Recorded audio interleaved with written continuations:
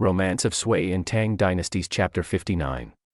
Today, we are diving deep into a really dramatic moment, the final catastrophic fall of the Zheng kingdom and its capital, Luoyang. It's a key turning point in the whole Tang transition. It really is. So, to set the scene, you have Wang Shichong, the self-proclaimed Zheng king, and he's completely cornered by the Tang forces under Li Shimin. Utterly. The city is exhausted. The sources all agree on this. The soldiers are tired. Morale is, at rock bottom. They're running out of food. Surrender is on everyone's mind. But there's this one huge obstacle, this one guy holding out, the famous general Shan Jiangson. And he's holding the south gate. Just this one man's fierce resistance. It's incredible. And that one point of resistance is really the trigger for everything that follows. It really breaks down into three fascinating layers of drama that happen almost all at once. Okay. First, you've got the brilliant, surprising trick that finally breaks the defenses. Then second, you see this amazing high drama between the defeated kings, Wang Shichong and Du Jiande. In their prison carts, right? In their prison carts, yeah.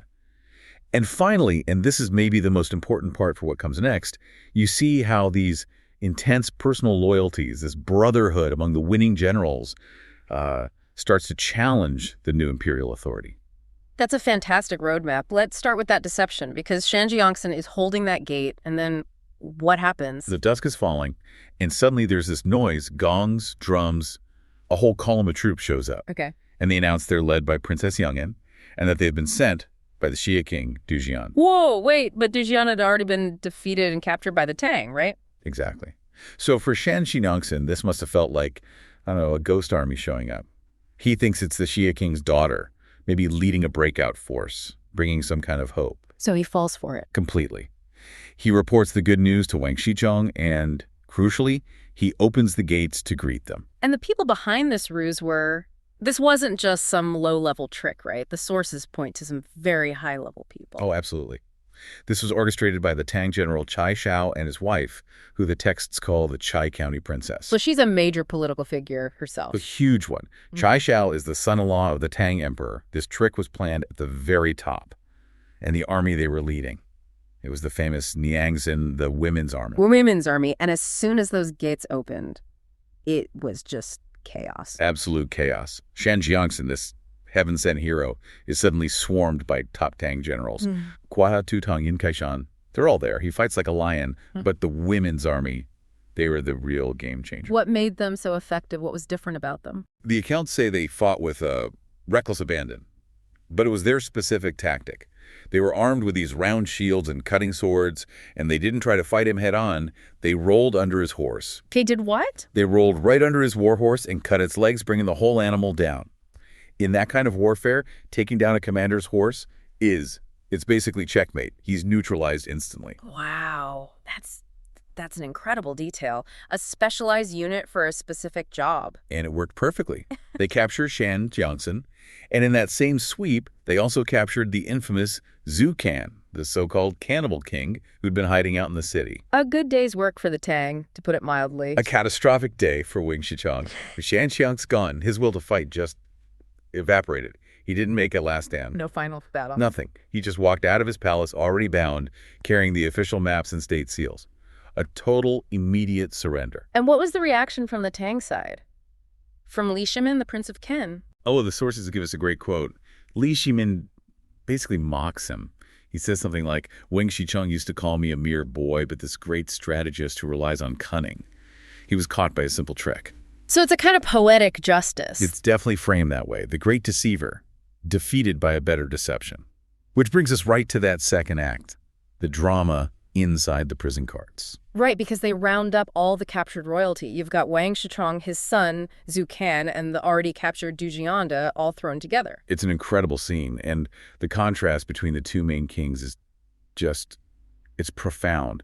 Wang Shichong completely breaks down. He's weeping, blaming himself, saying he misled Du Jiande and caused his downfall. He's worried about his family too, right? Yeah, he's agonizing over what will happen to the women in his palace. It's a very human, very raw display of despair. And how does Du Jiande, who is seen as the more honorable of the rebels, how does he react to this? At first, he just closes his eyes, ignores him. But Wang Shichong keeps crying, and finally Du Jiande just explodes with contempt. He lets him have it. He really does. The source says he He calls him and his followers a band of pus-filled failures, a truly vicious insult. Wow. And then he gives this speech. He basically says, a great man has two paths. You either leave a great reputation that lasts forever, or you become infamous for all time. But what you never, ever do is act like women and children. A direct shot at Wang Shichong's crying. It's all about honor, even in total defeat. More than survival, even. Yeah. And for the final insult, he demands the guards move his cart away, saying he doesn't want to be contaminated by Wang Shichong's babbling. That is just incredible theater. And what did the ordinary people watching all this think? That's maybe the most fascinating part. The common citizens watching this procession, they weren't neutral. They were firmly on Du Jian's side. Really? Yeah. They remembered him as being upright, someone who cared for his people. They saw his queen as wise, and they all blamed Wang Shichong for his downfall. So the public verdict was already in. So even as the Tang are taking over, the people are still making these moral judgments about their fallen leaders. Exactly. But all this drama between the defeated, it kind of pales in comparison to the conflict that's brewing among the victors. This brings us to that third theme, brotherhood against the crown. Right. So the city has just fallen. It's chaos. And two of Li Shimin's best generals, Qin Shubao and Zheng Ziji, they have one thing on their mind. Just one thing. Not loot, not glory. Find Shan Shangshin. They find him in a temple, chained up. The Earth God Temple. And the sources describe this really emotional reunion. They're embracing, tears. I mean, these are sworn brothers. And Qin Shubao immediately starts trying to save him. But not on political grounds, on personal ones. Precisely. He reminds them of their oath. He says, we originally planned to stick together through hardship, now that we're one family. He's basically saying, our bond is more important than which side you fought for. He begs him to join the Tang. And while this is happening, something else happens that really tests their commitment, right? A messenger arrives. Yes, a retainer rushes in with this urgent, kind of strange news. A man named Jia Runfu is forcibly moving Shanshan's wife and daughter. Forcibly. Yes, but for their protection. He's taking them to Qin Shubao's mother's house. And this is a key moment for understanding this idea of Yiki, this code of brotherhood. Explain that. Why is that so important? Because protecting your brother means protecting his entire family, his legacy. And you do it before the authorities can get to them. Yeah. Qin Shubao and Zheng Ziji immediately understand. They say Jia Runfu is a man of righteousness, Yiki, and he's doing the right thing. They're already taking responsibility for Shan Qianjing's entire family. And then they do something even more audacious. Astonishingly bold. Zheng Ziji just walks up, takes the lock and chain off Shan Xintin's neck, and declares he's a hero, not some common criminal. So they take him. They take a high-value prisoner of war. They physically escort him out of the temple and take him to their own lodgings. It's a breathtaking act of defiance against military protocol. But that can't last, right? I mean, the official Tang administration is moving in. It can't. And that's when the real collision happens. Yeah. Li Shimin is restoring order. His officials are cataloging treasures. And then General Kwa Tutong shows up. And he's got an official decree. An imperial edict straight from Li Shimin. And he is specifically looking for one man. Zhang Shangshin. The order is explicit. It lists the prisoners to be locked up and sent to the capital, Cheng'an, for judgment. And Shan Shangshin's name is on that list. Right alongside men accused of regicide and killing Tang envoys. It's a death sentence, basically. Yeah.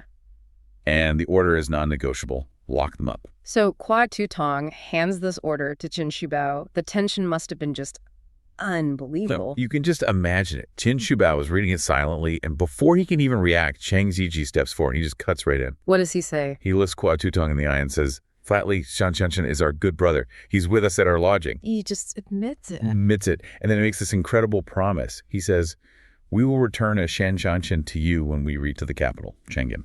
What does that even mean?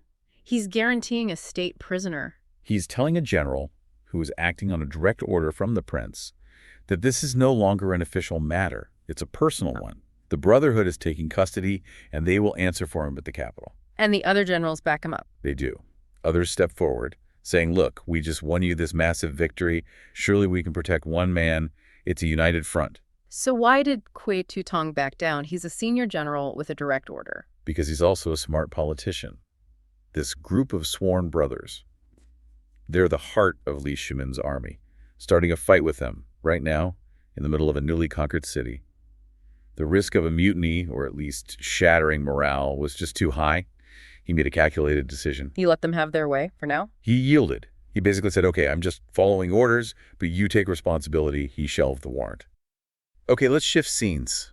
You know, when we look back at history, the spotlight always hits the great generals, the decisive battles. We hear all about Wang's stunning victory, how he crushed these rival states and captured these huge figures like Jiande and Wang Shichong.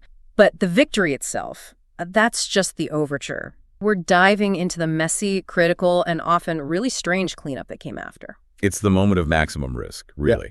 Yeah. And, winning the war is one thing. That's about military might, securing the peace. That's about administration, political calculation, and, fascinatingly, about spiritual interpretation. Right. Wang wasn't just left with captured land. He had powerful captives and a whole stack of problems, from logistics to, prophetic dreams. And to unpack that stack, we're going to trace the immediate administrative overhaul, look at the surprisingly deep personal loyalty shown to some of the defeated, and then get into how this confluence of spiritual guidance, specifically a gatha, a cryptic poem, and an imperial dream, played a direct role in life or death decisions, right at the top.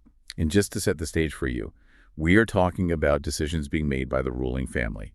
Wang is the brilliant general, sure, but the ultimate authority, the Emperor Tang, he's the one who delivers the final verdict. Yeah. His mother, Empress Du, his court strategists, they're all part of this intense negotiation of power and, fate. Okay, so the first thing that really jumps out from the source material is just the ruthless efficiency you need to manage the sudden influx of territory.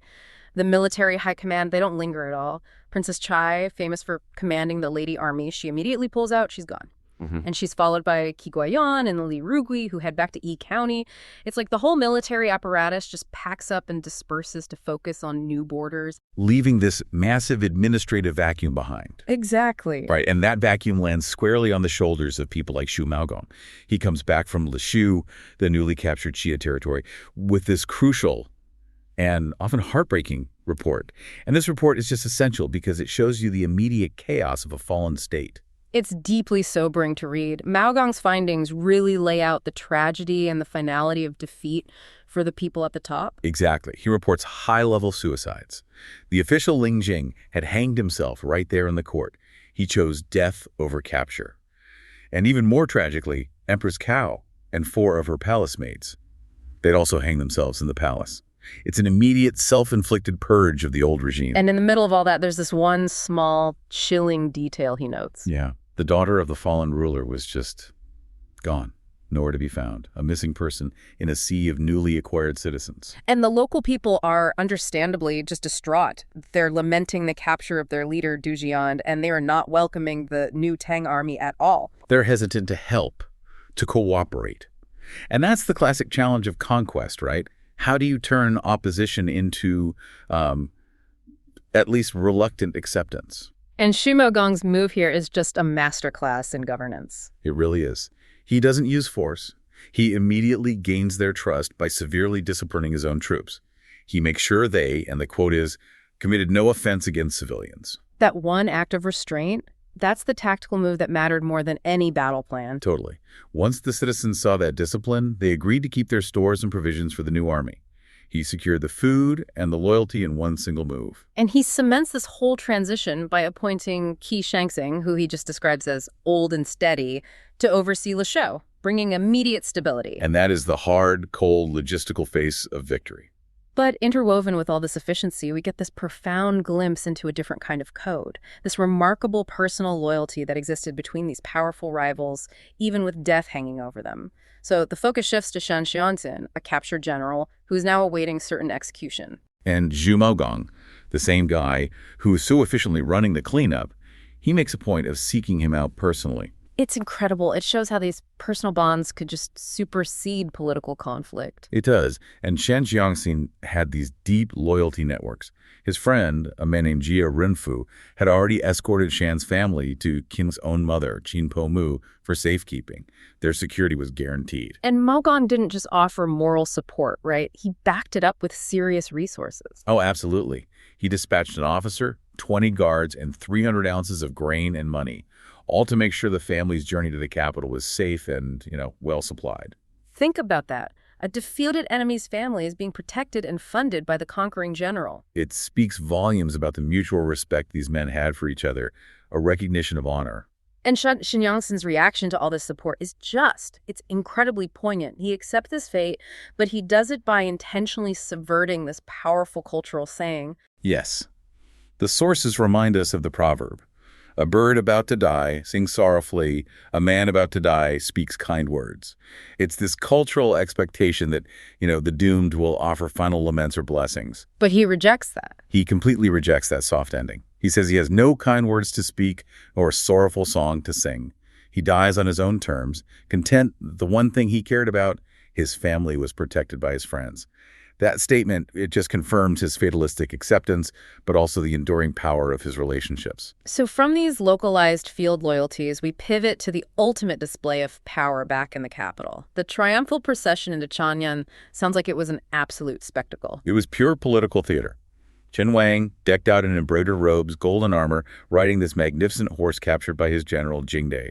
And the parade included all the high-value captives, Wang Shichong, Jiande, along with all these seized royal artifacts from the old Sui dynasty. As a visual declaration, the old world is gone. And the captives are delivered to the place of final judgment, the Grand Court of Revision, the Dali Si. This is basically the highest military judicial holding facility, right? That's exactly right. It's where enemies of the state go to await the emperor's final command. And this is where the contrast becomes truly shocking. They're thrown into this small, filthy, poorly lit room. The other prisoners are described as ghastly, skeletal. Yeah. And Jiande, who was a hero to his people, is immediately described as having lost his heroic spirit. So this is the standard dehumanizing treatment for defeated enemies. It is. But this is where those loyalty networks we just saw in the field, this is where they kick in at the capital level. And this is where it gets really interesting. Because the standard procedure just gets thrown out the window. A burly jailer arrives, asking specifically by name for Wang, that's Jiande, and General Shen Yongsen. And they're pulled out of the squalor, moved to a separate clean room. It has a bed, a table, chairs, basic furnishings. This is immediate high-level intervention. It's not an accident. It's not at all. Jiande, the Xia king, is getting VIP treatment. The jailer explains that 3 days before they even arrived, a Mr. Sun, who was likely the influential Sun Ansu, had already visited. He gave the jailer gifts. Gifts and specific instructions to prepare and care for the Xia king. It was all arranged in advance. So Jiande's treatment was political, prearranged, but Shen Yongsen's, that was a rapid outpouring of personal loyalty, wasn't it? Oh, absolutely. Messengers arrive right then from various lords, which probably includes Xu Magong and others who respected Shan, and they come bearing bedding, luggage, a jar of wine, and all these different dishes of food. And they apologize for not being able to visit. Yeah, they apologize, blaming official duties, but they demand he gets good treatment. It's just a remarkable scene. You have to imagine these two powerful men. Weeks ago, they were leading armies against Wang. Now they're prisoners awaiting death, and they're sharing a vintage jar of wine and a good meal in the imperial dungeon. It's this bizarre form of battlefield camaraderie that just cuts straight through all the official political hostility. It shows you that in this era, the bonds formed by mutual military respect. Sometimes they are thicker than the blood of your own political allies. They're able to just momentarily put aside the reality of their situation and share a meal, all thanks to the strength of their personal connections. Okay, so we've covered the logistics, the personal codes of honor. Now we jump straight to destiny. Because while these two are having their VIP meal back at the palace, the ultimate fate of the empire and its captives is being decided by spiritual guidance. This part of the story reveals the profound role of spiritual belief in actual operational policy. So in the palace, Empress Duquesne Wang's mother and the emperor's wife has this very vivid dream. She sees a golden arhat, which is essentially a revered Buddhist saint, an enlightened being, and he bows to her and asks for his disciple to be returned and ordained. The disciple, he says, was brought in by her son. And the connection is immediately confirmed when Qin Wang arrives. He has the missing piece of the puzzle, this secret story from the campaign. That's right. He recounts how he was nearly captured by Shen Yongsen himself. He was, until the holy monk Tang Sanzang intervened in a stone chamber.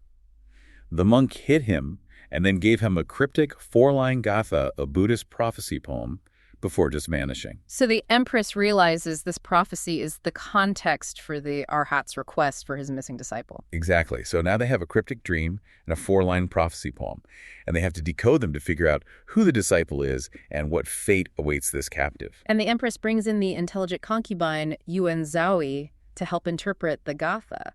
And what's fascinating is how collaborative this high-stakes interpretation is. Zaoi approaches it like a code breaker. She looks at the first line and identifies that it clearly hides the name of the Shia Lord du Jiande. Then the second line, she suggests, refers to a filial son, implying there's a loyal subordinate or relative among the captives somewhere. But the third line stumped even her, didn't it? She basically just admitted, I can't explain this one yet. She was honest about the limits of her interpretation, which actually lends some credence to the part she could explain. But her most vital interpretation, the one that directly influences Du Jiande's immediate survival, comes from the fourth line. And it all comes down to a shared surname. How can a common name possibly guarantee clemency for an enemy of the state? It's an incredibly clever piece of, well, political theology. Zaoi points out the obvious connection. The Empress's name is Du, and the captive Du Jian shares that name. She then invokes this principle of water source and tree root, arguing that this implies a fundamental connection, that they are like one body or, kin by origin. So she's basically arguing that because the Empress and the captive share a root, Du Jiande's crime has to be pardoned, and that would fulfill the Arhat's request. Precisely. It's a compelling, religiously sanctioned argument for clemency that's based on a, frankly, superficial connection. But in a world where cosmic harmony and spiritual alignment were paramount to ruling legitimacy, this interpretation carries enormous weight. It gives the imperial family a legitimate, non-political reason to avoid the messy business of executing a formidable rival. So the spiritual imperative is pointing toward clemency for Du Jiande. But the real-world political calculation, driven by the military mind of Qin Wang, presents an immediate counter-argument. Qin Wang is the pragmatist in the room, and he objects strongly. He sees Du Jiande as a fierce tiger, a capable and very popular leader. His logic is simple. Very simple. If you release a tiger, it's easy to let it go, but difficult, maybe impossible to recapture. He's afraid Du Jiande would pose an immediate future threat to the stability of the Tang dynasty. And despite this intense strategic objection from his own chief general, the emperor, Tang Di, makes the final ruling. And he chooses caution and compromise, not immediate adherence to the prophecy. Right. He finds a way to satisfy both the spiritual concerns and the political necessities by dealing with the other captives first. Zhu Kan, whose actions were generally characterized as cruel and unkind in the sources, is ordered to be immediately beheaded. That verdict is based purely on merit and swift justice. And Wang Shichong, because the prophecy's second line mentioned a filial son. Wang Shichong is spared immediate execution. He is ordered to be brought before the emperor for a specific interrogation. And the purpose, to determine if a filial son can be found among his subordinates or his own family. So the prophecy is directly guiding their interrogation strategy. It is. They're actively looking for this filial son because the poem told them to. So what's the ultimate fate of Du Jiande, the central figure in the dream and the Gatha? Well, while Qin Wang remains highly suspicious of releasing the fierce tiger, the combined influence of the Empress's dream and Zaoi's powerful interpretation of the shared Du surname, it places a temporary stay on his execution. His fate is postponed, pending further imperial decision. And it just demonstrates the direct, immediate influence of spiritual guidance over strategic military necessity. For several of these major defeated warlords, we've got Du Jian, the king of Xia, we have Wang Shichong. The usurper. The usurper, yeah. And the fiercely loyal followers around them. These accounts, they aren't dry records. They are just filled with drama. Our sources give us this really rare look behind the scenes at how justice was, negotiated, not just dictated from on high. Yeah. We want to give you a shortcut to understanding this really critical transition. We're extracting that fascinating contrast between raw political calculation. The kind that honors a promise to an enemy you absolutely hate. Yes. And then these powerful, completely unexpected acts of personal loyalty. You might think, okay, military defeat equals immediate execution, but what happens when a fierce political maneuver meets a daughter who's willing to risk everything for her father? This is where we see the two systems of value, the political and the personal, just completely collide. So to set the scene, let's go right into the rear prison in Chang'an. This is where the fates are being decided. Right in the thick of it. We find Du Jiande, the king of Xia, and Zhang Jiansen. They're trying to rest after being captured. The night is quiet, but then suddenly, The silence is just shattered. it's a sound coming from the South Passage. And the source describes this sound so vividly. I mean, it makes the hair on your neck stand up. It's the terrifying noise of the justice system arriving.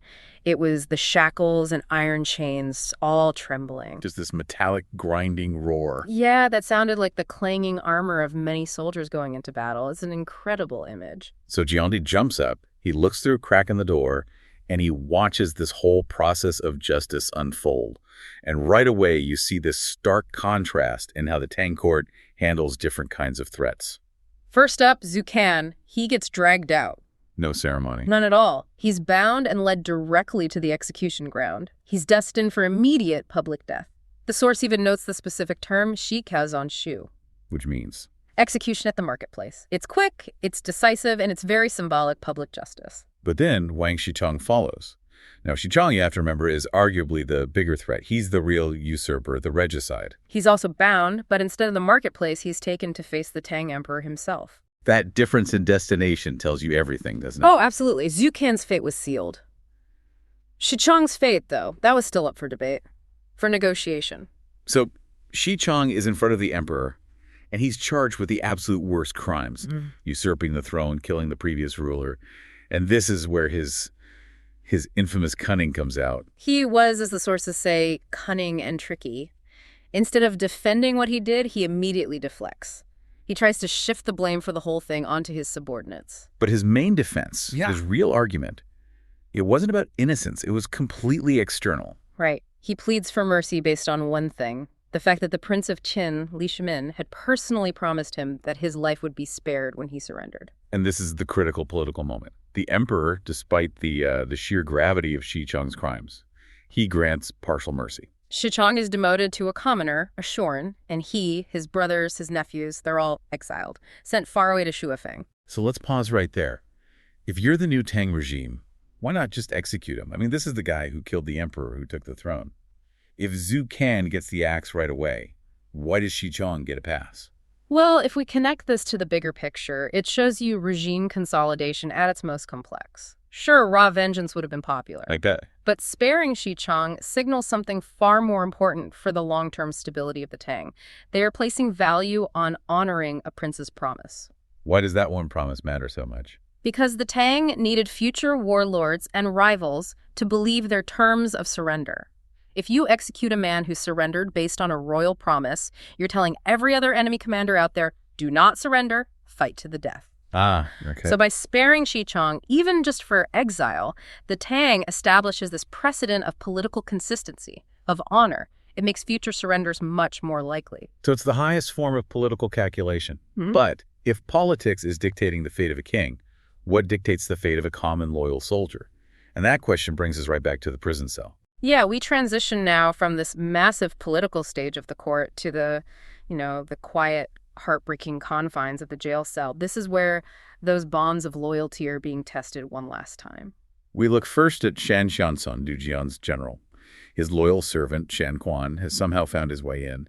This servant just kneels and weeps, holding his master's knees. It's an incredibly raw, emotional farewell. And Xianzhi's reaction is just fascinating because it's so selfless and pragmatic. He doesn't wallow in their shared grief. No, he cuts it right off. He instructs Shan Quan to stop crying immediately and focus on his future duty, caring for Shansun's wife and daughter. He actually tells him to leave, saying his presence would disturb my peace of mind. Wow. So he's already accepted his fate, and he's using his last bit of energy to make sure his family is safe. Exactly. Now contrast that with Sananzu, whose devotion to Du Jiande is just singular and absolute. Jiande is genuinely shocked to see him. He thought Anzu had already gone home to Le Shou. They have this long, quiet conversation. The source says they speak Jizjino. Right. Intimately and softly. And then Jiande urges him to go home to handle logistics, bearing casualties, including Queen Cao. He's essentially trying to do what Jiangxin did. Release his retainer from duty before his execution. But Anzu refuses. He just will not leave his master's side. He's unwavering. He's choosing to follow Jiande's personal path, whatever that might be. This contrast is so crucial. Shichong, to save his own skin, threw his officials under the bus. And here, in this prison, you have generals who are about to die, receiving this incredibly deep personal loyalty from men who could just walk away.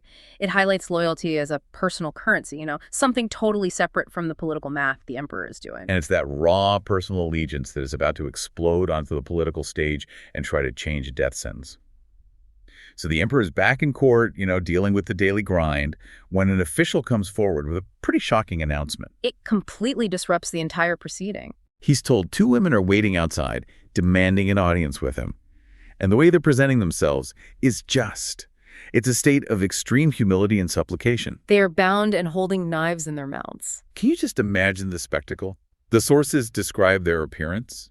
They're in blue robes, their arms are bare, which is a symbolic act of submission. And there's this one detail that jumps out, that they were walking on narrow golden lotuses, which signals their high status, even as they're presenting themselves as prisoners. And the emperor is immediately struck by their sheer presence, their heroic spirit and captivating aura. He treats them with respect, which is really crucial here. He shows immediate deference, he orders the knives removed, and has them brought up to the inner court to speak. The first to speak is Du Xinian.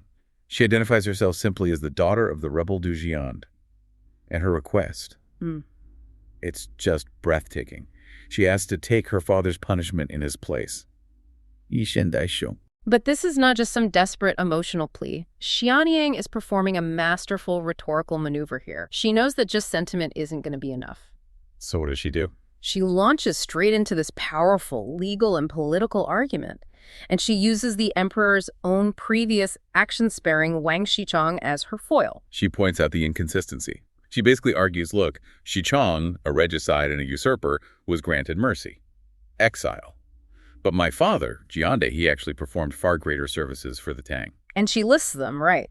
She details how he fought the murderous Yuan Huaji, how he organized a proper funeral for the previous emperor, and most crucially, how he had previously shown clemency to the Tang by returning the emperor's own brother and the Tongan princess. She basically concludes that if Shichong was spared based on a prince's promise, then her father, who did all these demonstrably better deeds, surely deserves mercy, which she's willing to buy with her own life. She forces the emperor into a corner. He has to either adhere to his own standard of justice or look grossly inconsistent and vengeful. The emperor is just astonished.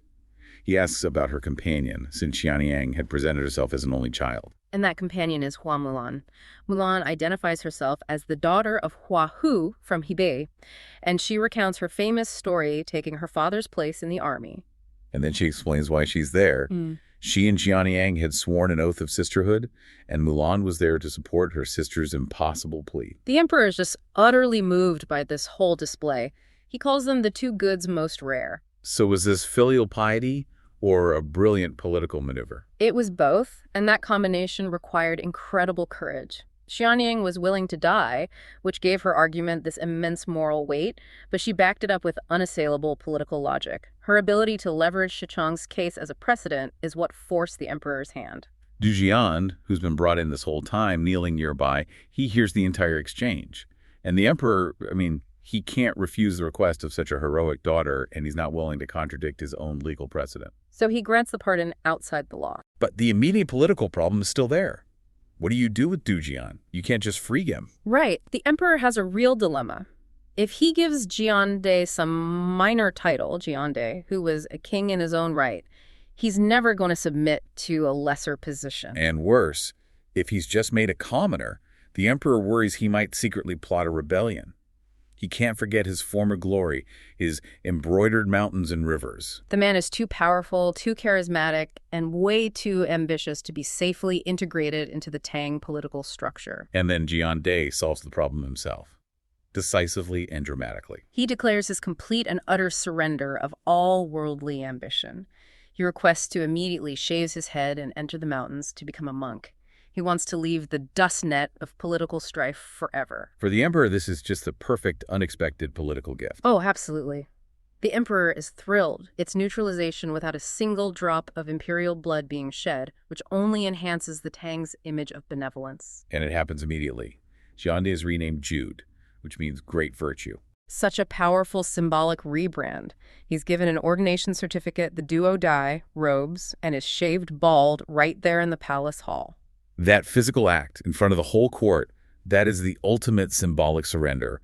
It shows the world that Du Jiande is, for all intents and purposes, politically dead. It underscores the finality of it.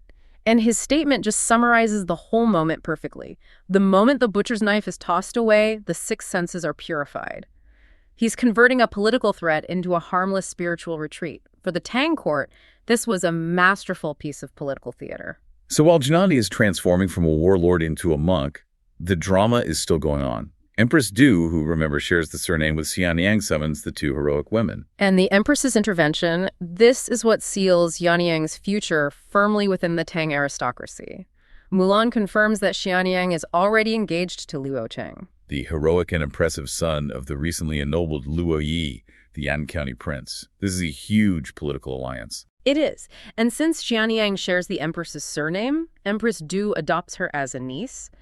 This legitimizes her future status and ensures she has the highest possible protection and lineage within the court. The rewards then reflect that new standing.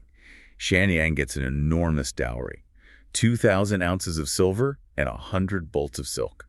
And Mulan, for her act of loyalty and filial piety, she gets 1,000 ounces of silver and 40 bolts of silk specifically for the care of her parents, and is honorably sent home. And as the two women are exiting the palace, their own fates now secure, they see Jiande, now named Jude, in his new monk's robes. And who is waiting for him? Zananzu. Zananzu. And he's also dressed as a monk. He's decided his loyalty is not yet fulfilled. He announces he's going to join his master in the wilderness. What's his reasoning? He explains that he was the one who encouraged Jiande to take up arms in the first place, and so he feels he must see the journey through to its spiritual end. His loyalty was truly not easily changed by success or failure. So you have this tearful final farewell between Jude and his daughter, Xianyang. The Empress's attendants insist she go to Lishou to prepare for her future. While the two new monks are escorted to their final destination, the hidden spirit rock cave where the holy monk Tang Senzang resides, it's this final, definitive parting shot. The daughter enters the highest aristocracy. The father enters monastic life. And the loyal retainer follows him into the shadows.